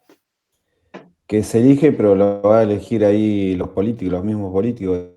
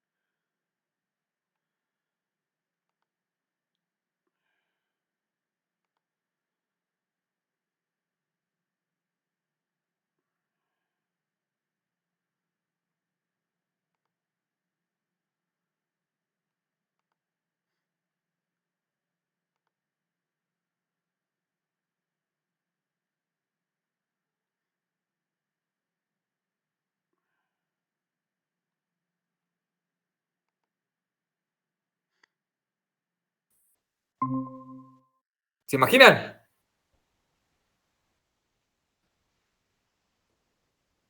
¿Alguien imagina? Lo hemos nombrado recién. ¿La de Mitre? No, ¿De la Rúa? Muy bien, Héctor. De la Rúa. ¿De la Rúa, profe? De la Rúa, bien, Ana. De la Rúa, ese joven de la Rúa es el que le introduce modificaciones, presenta su proyecto y es aprobado. Y la primera vez que se utiliza la ley de la Rúa es para su propio gobierno. Un visionario. La verdad, programó, digamos, todo lo que venía después, todo lo que se debía hacer cuando él se toma el helicóptero, digamos, ¿no? Bueno, es las cosas que tiene Fue un adelantado de la Rúa. No, una cosa, Fernandito, la verdad, ni Shakira se animó tanto en aquel momento. Bueno, recuerdan que Shakira era la mujer del hijo, ¿no? Bueno, en fin, es importante que tengan esto porque lo vamos a ver y puede haber una pregunta de examen con la ley de acefalía. Gobierno de Isabelita. Durante su gobierno se producen muchos desmanes, ¿sí? Está la famosa y tristemente célebre misión Ivanišević, que es una misión de depuración ideológica en las universidades, otra vez al estilo Onganía, depurar cualquier intento subversivo marxista en las universidades, ¿sí? Fíjense acá qué tono toma este cuarto peronismo. Y en el año 75 se producen dos episodios que van a marcar este cuarto peronismo. En Tucumán se produce un foco revolucionario, ¿sí? En el monte tucumano, que lleva adelante el ERP, el Ejército Revolucionario del Pueblo. El ERP tenía planificado empezar a tomar provincias para combatir al gobierno, derrocarlo y formar un gobierno de tendencia marxista-leninista. Es así como en febrero del 75 y ante esta irrupción del ERP en Tucumán, Isabelita firma el famoso decreto 261 del año 75, que es un decreto de neutralizar de neutralización y aniquilamiento de cualquier elemento subversivo que surja en la provincia de Tucumán. ¿Sí? Primer decreto de neutralización y aniquilamiento antisubversivo durante el gobierno de Isabelita.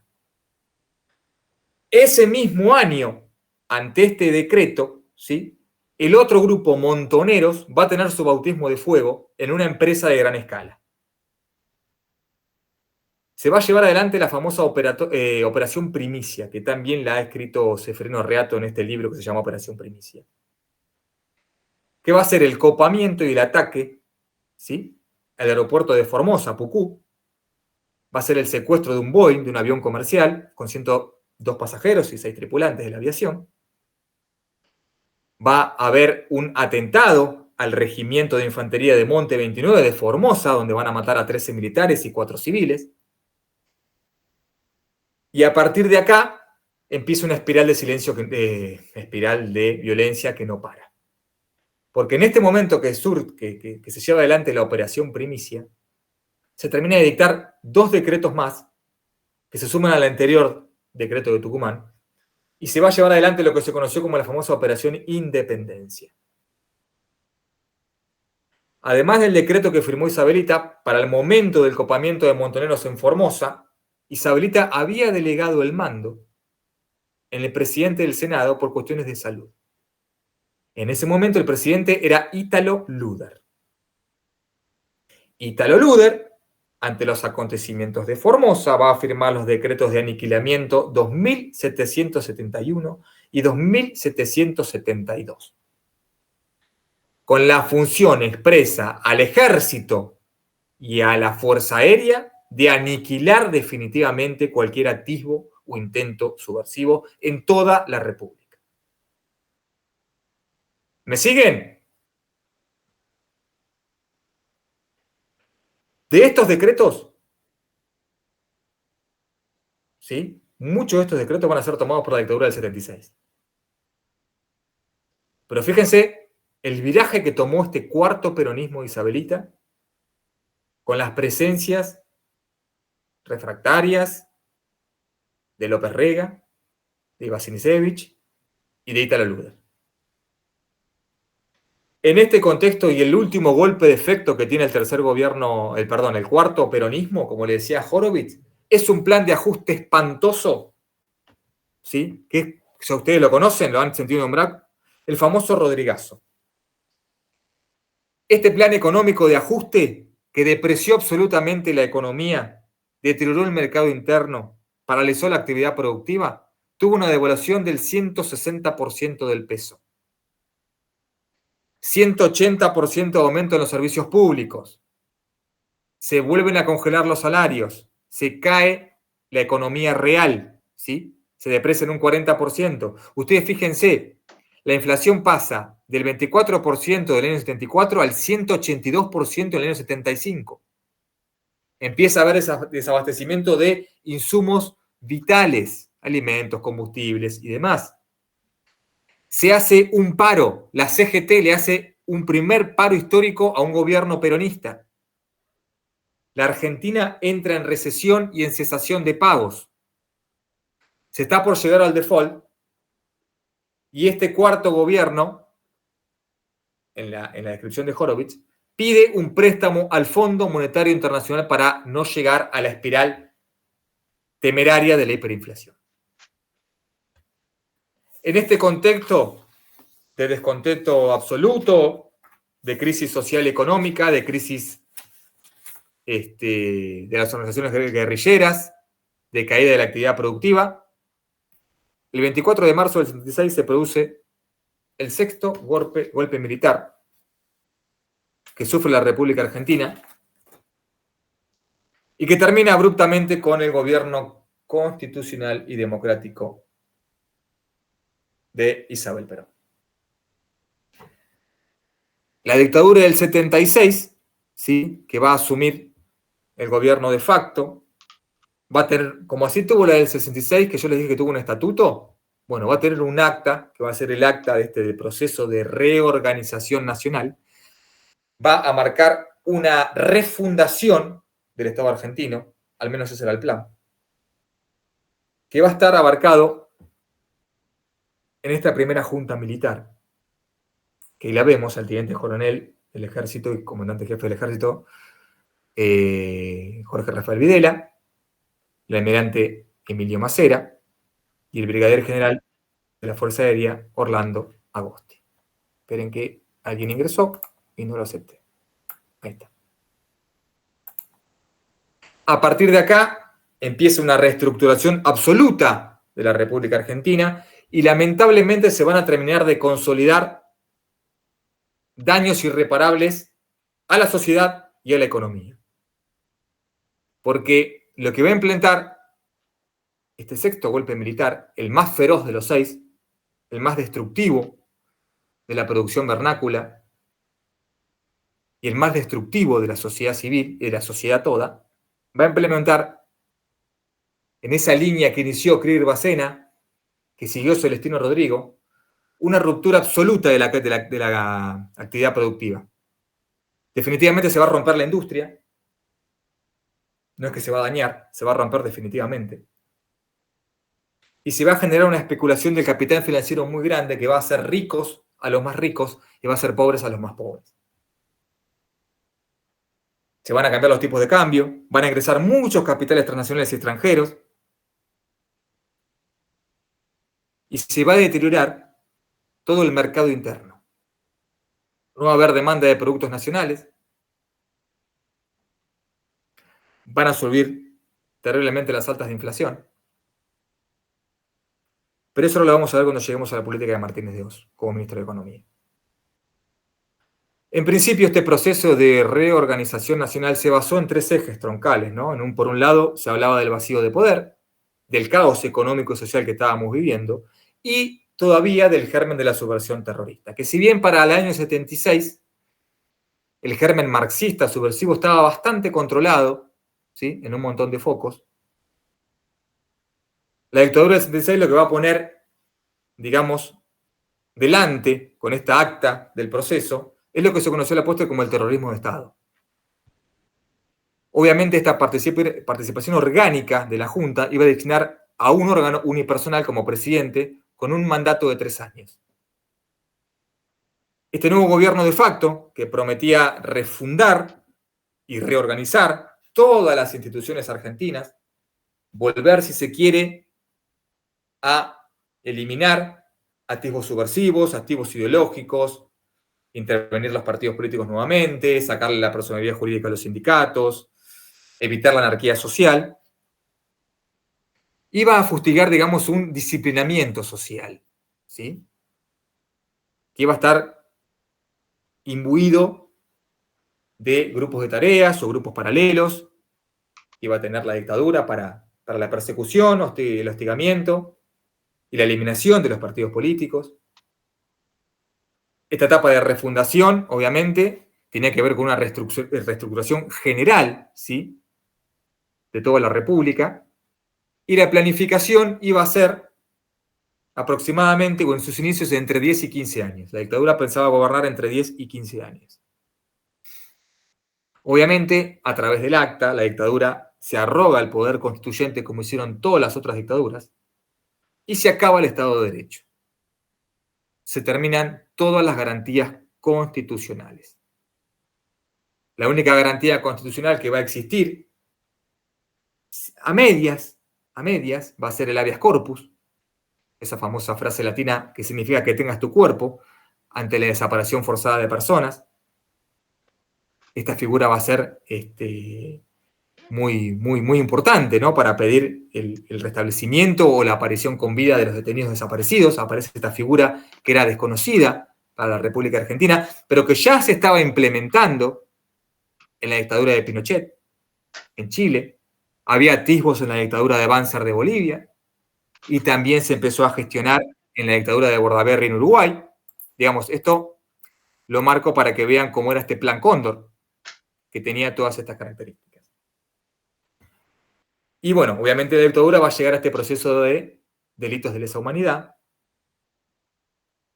y garantías de todos los derechos humanos integrales que tiene el individuo.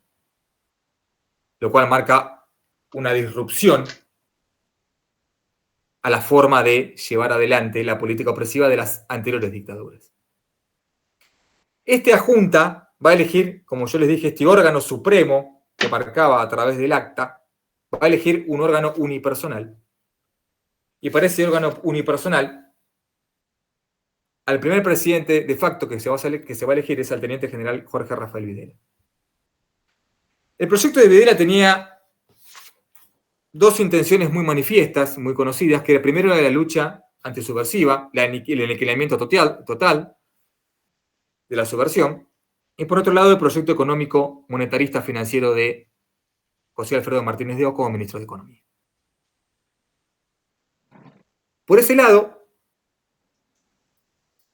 el teniente general Videla entendía que esta reestructuración argentina tenía que darse en esos factores. Y que para que haya una convergencia civil, primero tenían que cumplirse etapas.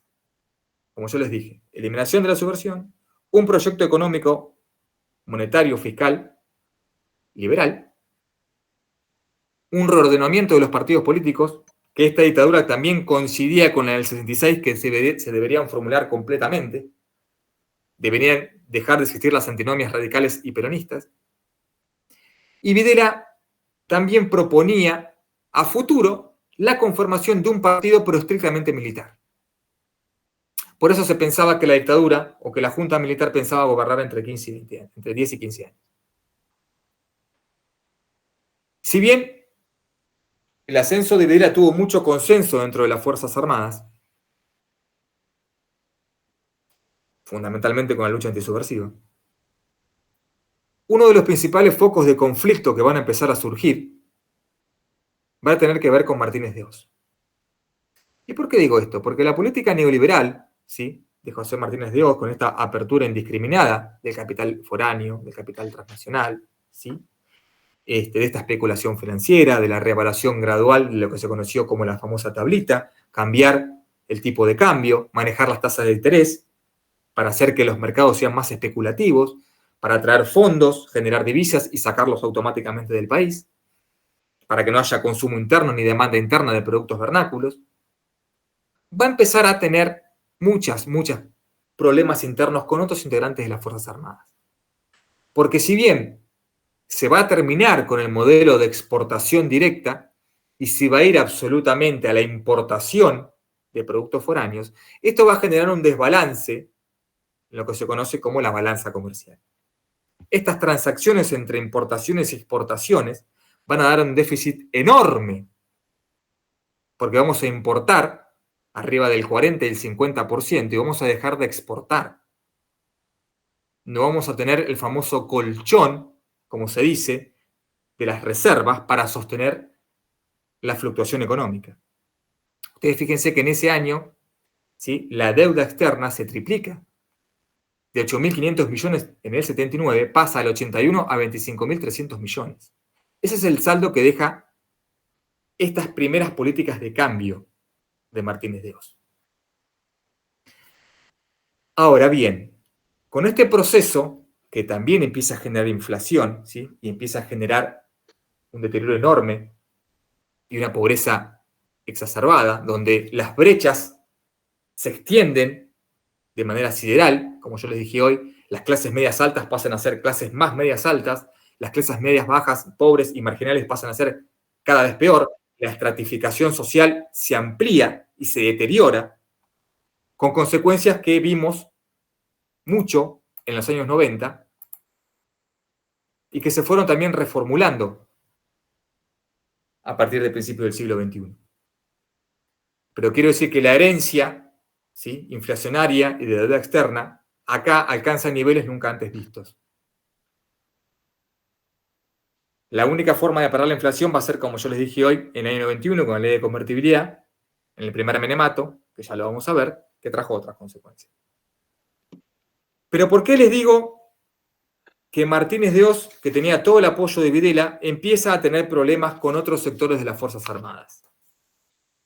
Porque este plan económico empieza a unificar críticas en el seno más vernáculo decisional. Porque había ciertos militares cierta parte del ejército que estaba ligado a lo que se conoció como la Dirección General de Fabricaciones Militares. Esta Dirección General de Fabricaciones Militares, nacional, que importaba productos y también los exportaba, pasa a manos de empresas privadas, por las políticas de Martínez de Hoz, en este reordenamiento de la economía. Esto hace que Videla empiece a tener muchas críticas. Que mucha parte de las Fuerzas Armadas no lo empiezan a apoyar, ¿sí? Que parte de las Fuerzas Armadas empiezan a pedir un cambio en el Ministerio de Economía. Para esta época, estamos hablando años 76, 77, 78, los partidos políticos no tenían ni voz ni voto, estaban en la clandestinidad. Las persecuciones eran cada vez más fuertes. Se empezaban a generar muchos centros clandestinos de detención. La sociedad civil no podía reaccionar. La huía, la famosa huía, que siempre fue contraria a todo movimiento social, tampoco podía generar un consenso en el gobierno dictatorial. Entonces, digamos que todo el tejido social político estaba en la clandestinidad. Por eso este proyecto de Martínez de Hoz duró casi 5 años, que es lo que dura la primera presidencia de facto de Videla. Que Videla había sido designado para un periodo de 3 años. Termina estando 5 años en el gobierno. Es así como muchos miembros de las Fuerzas Armadas empiezan a estar en contra del teniente general Videla. Los medios de comunicación, que hasta el momento habían apoyado la dictadura como parte de la sociedad civil ante el momento de caos económico-social que se vivía, como también la Iglesia Católica, por eso siempre se dice que el golpe del 76 es cívico, militar y eclesiástico. Con todo este proceso, ¿sí?, de Martínez de Hoz y estas primeras disidencias dentro de las Fuerzas Armadas, los medios de comunicación empiezan a ver que este proceso no tiene salida, que acá el gobierno empieza a perder el timón, que el régimen empieza a quedar aislado, que los grupos políticos que son los únicos interlocutores con los ciudadanos no están. Aparece la Iglesia Católica a criticar. Y se empieza a generar un caldo de cultivo que va a llevar a que las Fuerzas Armadas empiecen a presionar mucho a Videla para buscar un cambio en el Ministerio de Economía. En ese medio, como yo les dije recién, no están los partidos políticos, no están los sindicatos, no está la sociedad civil, están solamente los grupos empresarios afines al gobierno de facto. Va a empezar a surgir un movimiento que se va a enfrentar directamente con la dictadura militar. Y este movimiento que va a surgir va a tener que ver también con un cambio en la presidencia de los Estados Unidos. Fíjense la importancia en el cambio de presidencia de Estados Unidos. En aquel momento, para el año 77, asume Jimmy Carter, que sucede a Gerald Ford. Jimmy Carter, presidente democrático, del Partido Demócrata, quise decir, llega a Estados Unidos, que a la postre fue nominado y ganó el Premio Nobel de la Paz. Llega con una política de derechos humanos y dice, en sus famosos discursos de Jimmy Carter, dice, bueno, a partir de ahora mi presidencia para el mundo y para el continente americano, Estados Unidos va a proponer gobiernos que respondan a las garantías constitucionales de todos los ciudadanos. Vamos a ser un gobierno pro derechos humanos. Es así como Jimmy Carter, la gestión o la administración demócrata, empieza a enviar a través de la OEA, Organización de Estados Americanos, a la cual pertenece la República Argentina, misiones de observación con respecto a los derechos humanos. Acá, Jimmy Carter es muy crítico de lo que fue la doctrina de la seguridad nacional y de que fue la orientación del Plan Cóndor que yo les conté hoy de todas las dictaduras del Cono Sur y de Latinoamérica. Entonces, en esta misión a través de la OEA, empieza a empujar y a presionar para que todos los países que aún seguían bajo dictaduras den informes de las garantías de los derechos humanos. ¿Me van siguiendo hasta ahí? ¿Está siendo claro? Sí, profe. Sí, sí. Perfecto. Bien.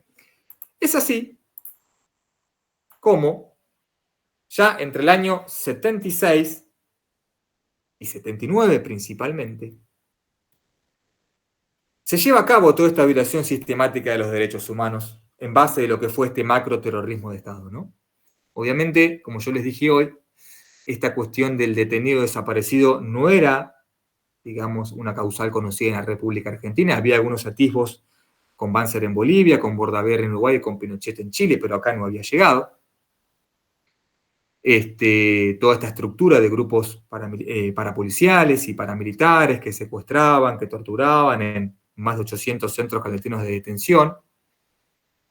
Esto empieza de alguna manera a hacerse más visible, ¿sí? Por gente que pudo llegar a huir del país y a conectarse con organismos de derechos humanos, uno de los más conocidos dentro del marco de la OEA, lo que se conoce como el Sistema Interamericano de Derechos Humanos, la famosa Comisión Interamericana de Derechos Humanos. Le llegan muchas denuncias de particulares y de estados que empezaban a recuperar la democracia, de que la dictadura en Argentina estaba violando sistemáticamente los derechos humanos. Y es así como al país, en el año 79, ¿sí? Después de lo que había sido el Mundial de Fútbol, ¿sí? De lo que había sido todo ese, digamos, todo ese marketing para mostrar a una Argentina unida, ¿sí? Esa famosa y deleznable frase de Videla diciendo somos derechos humanos. Después, cuando Videla también festeja el triunfo de Argentina en Japón del 79, ¿no? De la selección juvenil con Maradona, ya para esa época la Comisión Interamericana de Derechos Humanos, que era de rango vinculante y obligatoria para todos los Estados miembros de la OEA, hace una misión y llega a la Argentina en el año 1979. Obviamente, que acá se empieza también a generar, ¿sí? A través de la desaparición forzada de personas, las madres de Plaza de Mayo, que posteriormente serían las abuelas de Plaza de Mayo. Diferentes organismos de derechos humanos aparecen en Argentina como Amnistía Internacional, y también los Derechos Humanos por la República Argentina, otro organismo internacional de derechos humanos, empiezan a trabajar de manera mancomunada para denunciar todos los excesos y abusos de la dictadura. Es así que esto también permite el trabajo de la Comisión Interamericana de Derechos Humanos, que cuando termina su labor da un informe lapidario, ¿sí? de el terrorismo de Estado en la Argentina. A través del informe de la Comisión Interamericana, que es presentado en Washington, ¿sí? Se establecen y se configuran cómo eran los centros clandestinos de detención, cómo eran los centros de tortura. Se empieza a establecer un número estimado de detenidos desaparecidos, un número estimado de muertos. Se empieza a ver cómo la dictadura había planificado por zonas militares, había dividido las regiones del país. Se empieza a hablar de estos más de 800 centros clandestinos de detención, como el Pozo de Banfield, el Pozo de Quilmes, el Pozo de Arana, el Vesubio, el Olimpo, el Campito, ¿sí? Famayá. ¿Perdón? ¿Quién habló? Monte Peloni. Monte Peloni, bueno. Y muchos más, así como dice Hernán, muchos más, diseminados por toda la República. Empieza a ser conocido también el suceso de la Noche de los Lápices, ¿no? Del secuestro, tortura, detención y asesinato de estos chicos que peleaban por el boleto de secundario, ¿sí? Que tenían entre 16 y 18 años en La Plata, ¿sí? De los cuales 10 son detenidos, 6 mueren, 4 pueden escapar. Se empiezan a conocer, ¿no? Todas estas cuestiones a nivel internacional, y la presión externa es cada vez más grande. Cuando la presión externa empieza a ser cada vez más grande, ya Videla no tiene mucho margen de maniobra y la Junta Militar empieza a ver, ¿sí? Que hay que buscar una salida a este proceso. Es así como ya Videla sin el apoyo de las Fuerzas Armadas, ni el apoyo, obviamente, que le ostentaba a Martínez de Oz, se decide reemplazarlo por otro presidente de facto, que va a ser Roberto Viola. Roberto Viola para el año 81, ustedes fíjense, va a ser muy corto el lapso de su gobierno de facto, va a ser el que más poco tiempo duró, si se quiere. Va a plantear la idea de una apertura política, ¿sí?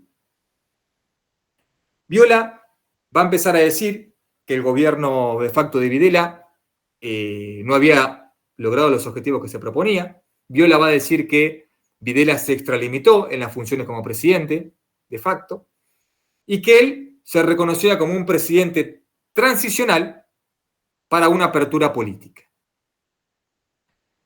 Viola, en un famoso discurso, va a decir que Videla y Martínez de Oz no pudieron controlar la inflación, que esto trajo más pobreza, más marginalidad, ¿sí? Que muchos capitales empresarios fugaron divisas del país, que hubo grandes crecimientos económicos para grandes grupos transnacionales, que no hubo una distribución equitativa de la riqueza. Viola va a ser muy crítico, ¿sí? Con Martínez de Oz, y va a querer despegarse de esta política de Martínez de Oz. Se va a querer despegar, si se quiere, de esta coyuntura neoliberal de Martínez de Oz. Viola también va a proponer lo que se conoció como la distensión y el diálogo, ¿sí? Va a querer convocar a los partidos políticos. Viola va a decir que los partidos políticos, en un famoso discurso, son los interlocutores válidos para con la ciudadanía, rompiendo ya, si se quiere, el acta ideacional de este proceso de organización nacional. Esto va a empezar a generar en las Fuerzas Armadas un caldo de cultivo en contra de Viola, porque supuestamente él no debería haber dicho eso. Y a partir de ahí, Viola va a designar como ministro del Interior al general Horacio Liendo. Horacio Liendo, ¿sí? Que va a también pasar a la historia por la famosa frase: el peronismo es el interlocutor más válido que tiene la República Argentina. Después de las declaraciones de Liendo, las Fuerzas Armadas, el núcleo duro, empieza a conspirar para sacar a Viola.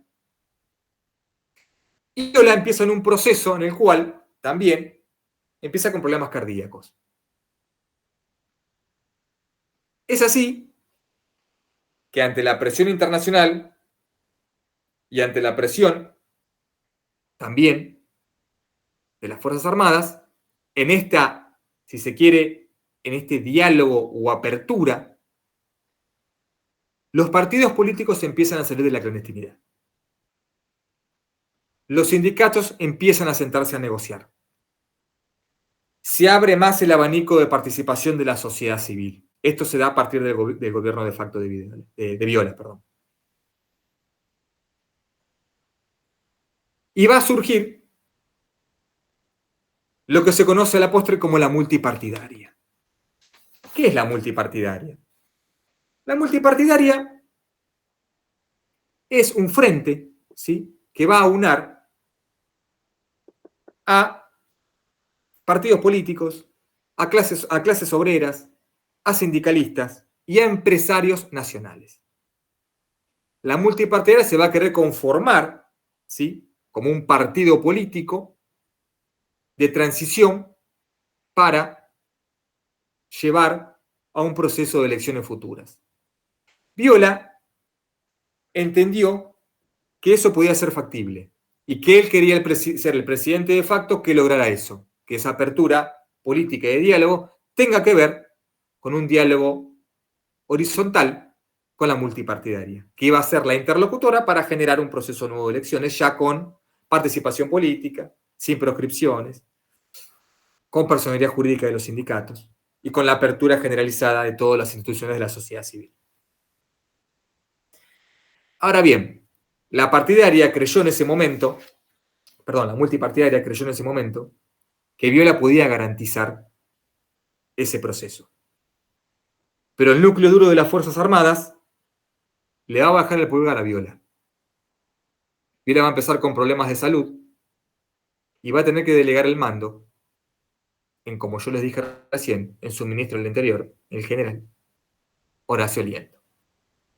Una vez que Viola, ¿sí?, deja el mando y queda Liendo en el poder, el núcleo duro ¿sí?, de las Fuerzas Armadas decide destituir a Liendo, porque sabían que Liendo iba a negociar directamente con la multipartidaria para llevar a cabo lo que yo les dije hoy, este proceso transicional a una apertura democrática eleccionaria. Es derrocado Liendo por un golpe interno en las Fuerzas Armadas. La multipartidaria se queda sin interlocutor válido. Y la nueva junta, donde ya estaba Lambrusini y Nicolaides, va a designar un nuevo presidente de facto, que va a ser ni más ni menos que Leopoldo Fortunato Galtieri. Hoy vamos a llegar hasta acá. A partir de la clase que viene, vamos a ver la presidencia de facto de Galtieri, que va a volver con la ortodoxia liberal de Videla. Galtieri se va a posicionar como un presidente de facto para nada transicional, si bien Galtieri se lo designa para el periodo 1981-1984, Galtieri va a querer conformar un partido militar que gobierne por más de 10 años en el país. Lejos estaba Galtieri de poder creer o de poder sentarse a negociar con la multipartidaria. Y además Galtieri va a tener un apoyo muy importante, ¿sí? Ya para esa época Jimmy Carter en Estados Unidos no va a estar más y va a asumir un nuevo presidente republicano, ortodoxo como el Ronald Reagan, quien le va a dar el apoyo tácito de Estados Unidos a cualquier emprendimiento que Galtieri quisiera llevar adelante. Obviamente Galtieri se propuso reavivar y recuperar la voluntad fundacional de la dictadura del 76. Vamos a ver que va a designar a Roberto Aleman en el Ministerio de Economía, que va a tomar la receta directa de Martínez de Hoz para volver a implementarla, con el apoyo directo de los Estados Unidos, como les dije recién. Va a querer formar ese partido político, ¿sí?, imbuido de militares para que forme parte de los partidos políticos futuros. Y fundamentalmente va a querer levantar el espíritu nacionalista e identitario de la República Argentina a través de la Guerra de Malvinas, entendiendo que era un foco que debía recuperarse porque la dictadura debía recuperar el apoyo social y de todos los ciudadanos. Esto va a ser materia de lo que empecemos a ver la clase que viene. ¿Sí? Hoy llegamos hasta acá, terminando la unidad 7.